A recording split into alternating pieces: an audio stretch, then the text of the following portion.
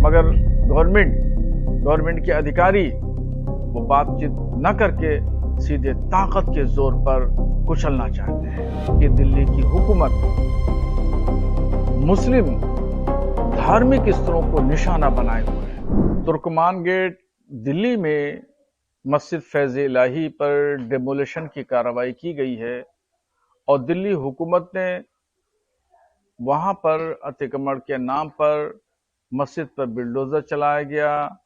ये घोर निंदनीय कार्रवाई है।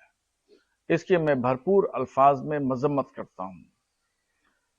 जहां भी मस्जिद है, मदरसा है, वहां पर बिल्डोजर की कार्रवाई करना, इसका मतलब है कि हुकूमत मुस्लिम दुश्मनी पर उतारू है। दिल्ली की हुकूमत ने कई जगह दिल्ली में मस्जिदों पर बिल्डोजर चलाए हैं और अभी जो ताजा घटना है तुर्कमान गेट की, वहां पर मस्जिद की इंतजामिया से बात की जाना चाहिए।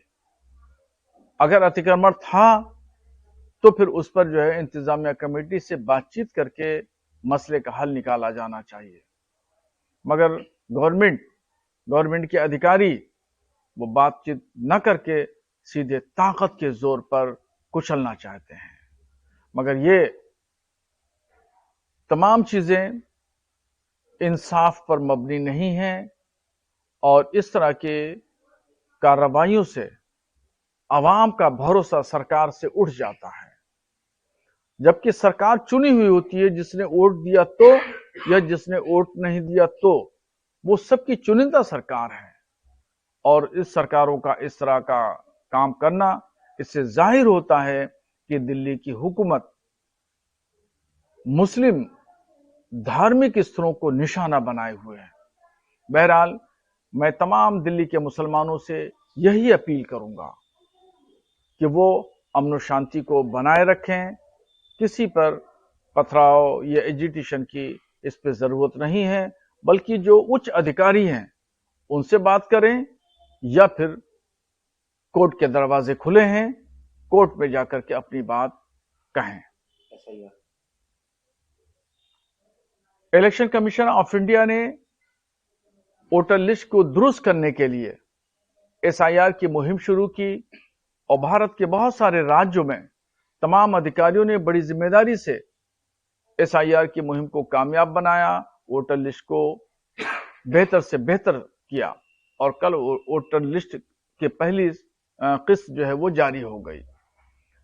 ये दरअसल वोटर लिस्ट को शफाफियत पैदा करने के लिए इलेक्शन कमीशन ने ये फार्मूला लागू किया था कि जो लोग मर गए हैं उनके नाम काट दिए जाएं, जो एक जगह से दूसरी जगह मुंतकिल हो गए हैं उनके नाम काट दिए जाएं, बाकी नए नाम लोगों को जोड़ा जाए ताकि लिस्ट के अंदर शफाफियत नजर आए।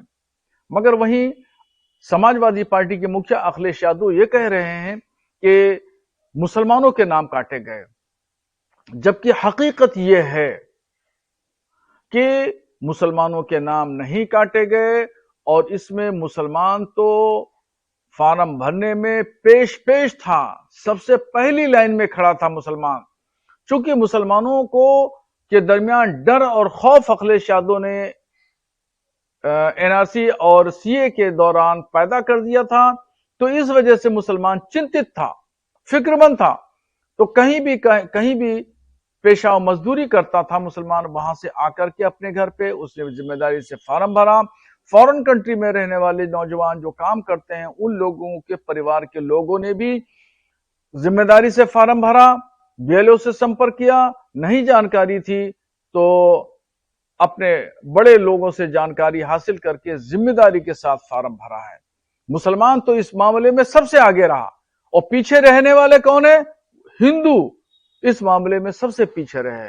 इसलिए अखिलेश यादव झूठ बोल रहे हैं और लोगों को गुमराह कर रहे हैं।